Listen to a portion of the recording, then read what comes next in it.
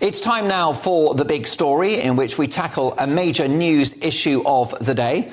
Tonight, with the problem of parliamentarians' second jobs yet again hitting the headlines after two high-profile former ministers were caught charging eye-watering rates for services to a non-existent political consultancy firm. We're asking, should MPs be paid more to discourage second jobs? To discuss this, I'm delighted to welcome the former deputy leader of the Conservative Party, former cabinet minister as well for the Conservatives, Lord Peter Lilly, and the brilliant Telegraph columnist and historian, Tim Stanley. Tim, does this sting prove that MPs are underpaid? No, certainly not. And if their hourly or daily rates they were quoting to the person claiming to be a consultant were anything accurate, then I would suggest there is such a thing as too much money, and they hope to make it. I found it extraordinary, the amounts of money that were being quoted. I know it doesn't sound like a very conservative thing to say there's too much money, but I think there probably is, actually. I'm not against second jobs in principle. Part of the problem with this whole debate is that when you say to people, should MPs have second jobs, they usually think of those kind of consultancy fees, which are grotesque and big, and no one can get their head around what the MP is actually doing in order to get that money. But what about someone who's a doctor in their spare time? What about people who during the pandemic were going back to their constituencies to help out in the NHS? We're all for that. I have no problem at all with MPs having a hinterland, with having an additional income. The problem with this sting was it just looked tawdry.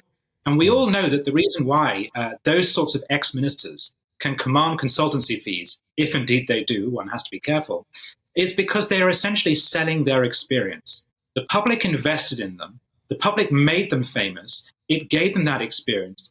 Then they're selling it on to a private company. And I just don't think that feels quite right.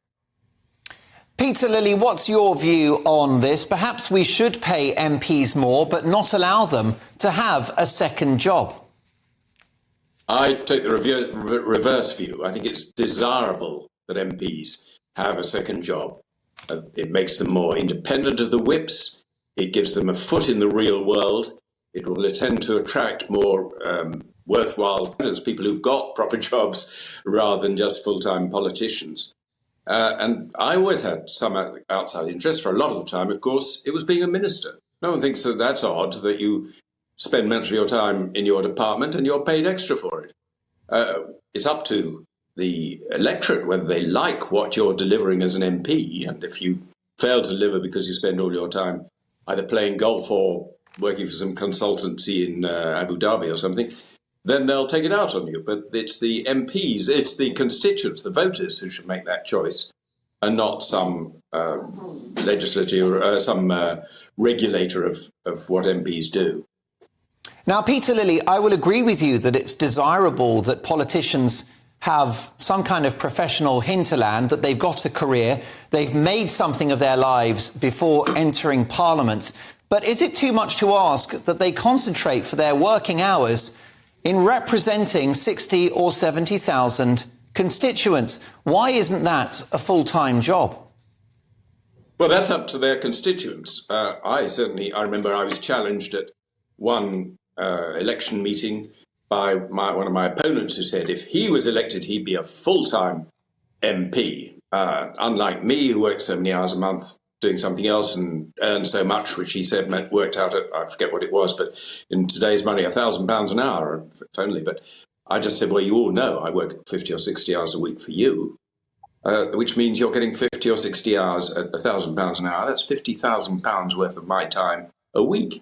Why should it worry if I spend some time in addition to that on the board of a company or consulting for some enterprise that wants to invest in this country or whatever? And they all cheered and said, yeah, that's right, we prefer that. But it's up to the voters to make this decision. It's not up to you, me, or some standards commissioner to decide it. Tim Stanley, I just wonder whether we should consider paying MPs something in the region of £200,000 or £250,000, but just say no second job and you will represent constituents. Right. Well, we're back in the debate about welfare versus tax. Why is it whenever we deal with welfare and the poor, we always punish them to make them work harder? Whenever it comes to the rich and tax or salaries like this, we feel we have to bribe them to work harder. You shouldn't have to do that. If nothing else, there's supposed to be a sense of vocation about being an MP, that you should wish to do the job and dedicate yourself to it because you wish to be part of public service. Now, there are some countries like Singapore which pay something like £500,000 a year to their MPs. They've taken the view that they do need to bribe people, need to get the best of the best. Other countries don't do that, but don't run away with the idea that MPs in this country are in some way underpaid. It was about 1911 that we started paying our MPs, and they were paid £400 a year, which works out to between £30,000 to £40,000 today. That's a reasonable middle class salary. Well, it's essentially doubled since then. MPs are doing okay. They very often have to maintain second homes. There are problems with expenses. There are many stresses and strains on an MP's life, such as what happens to them when they lose their job. And there probably isn't enough being done to support them. A lot of Tory MPs are going to go through that in the next couple of years. So that there are ways of making being an MP's life easier. But I would still stress the vocational element and don't run away with this idea that MPs are paupers, because they're really not compared to the rest of us. Although, Tim Stanley, the public won't take kindly to that footage of the likes of Kwasi Kwarteng pitching his services to a non-existent Korean business. No, they won't. And it was very amusing to watch because in the course of Kwasi realizing that there was more money on the table than he realized, his daily or hourly rate seemed to go up very suddenly. It was very amusing to watch him adjust to that. The funny thing, I haven't watched the entire expose. I'm not sure it's all been released yet, but from the trailer that I saw, striking thing about it was that the person setting up this fake consultancy apparently didn't make it clear on the website what the consultancy did. And I find the idea of MPs selling themselves to someone, anything, whatever it is they want from me, I find inherently amusing. And again, it comes back to nothing illegal has been done, by the way. Nothing inherently unparliamentary or improper. And the people making the documentary don't claim that. It's that it's so tawdry. It's just not something you want to see your representative doing. And by the way, what precisely is Kwasi or Matt Hancock selling? They're not exactly regarded as the most successful public servants we've had in this country. No, now, Lord Peter Lilly, earlier in the show, we debated whether shares in Keir Starmer are a little too high at the moment and shares in Rishi Sunak a little too low. What's your view? That was the topic of my big opinion. I think you can't rule out the Tories winning the next election. You can't rule it out. Obviously, you'd be unwise on the opinion polls to bet your house on that happening. Rishi is very able, extremely clever. He's got one weakness, which is that he doesn't come over with fire in his belly. He needs to be able to make people believe that he believes in things. He does believe in things, but Mrs. Thatcher said to carry conviction, you have to have convictions. But you also have to express those convictions, and that he doesn't do. What he can't do is outbore Starmer. Starmer's game plan is just to be boring. If he's boring, then and people are fed up with the Tories, they'll vote for him. If we are equally boring, they'll still vote for him. So we've got to be interesting, competent, able and driven. And Rishi is two-thirds of those things. He's got to be the third thing as well. He's got to show that he's driven by principles, ideas, a vision, which people can identify with.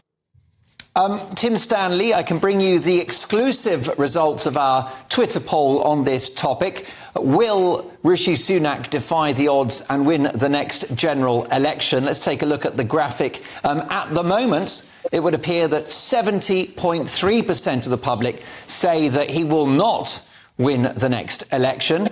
However, 29.7% think he's in with a shout. Your colleague, Fraser Nelson at The Telegraph, thinks there's a slight chance they could surprise everyone next year. What's your view, Tim? I'm afraid I think safe money is still on Labour winning an election. There's another element to this, which is that tomorrow the new leader of the SNP will be announced. And right now in Scotland, Labour is edging up towards the SNP, could even overtake it. If that happens, then Scotland is then in play for Labour, and that just makes getting a majority even easier. And in terms of national polls, Labour is still far, far ahead. I'm not going to deny that Rishi Sunak has surprised, but that's partly that he appears to have done well in the context of what came before. We've been through a year of political chaos, and someone delivering the Windsor framework, someone going to meet Macron and having such an amiable meeting, or apparently doing so much on the boats, it looks good, partly compared to what the Tories did before. And I think a lot of people are still going to judge the Conservative Party as a whole on its 13 years in government not just the performance of Rishi in the last few months. My thanks to Lord Lilly and Telegraph columnist Tim Stanley. A fascinating conversation. What's your view? Do you think that Rishi Sunak can turn the tables and surprise everyone with an election victory in a year's time? Mark at gbnews.uk. And what about those second jobs? How do you feel about your MP moonlighting for cold, hard cash?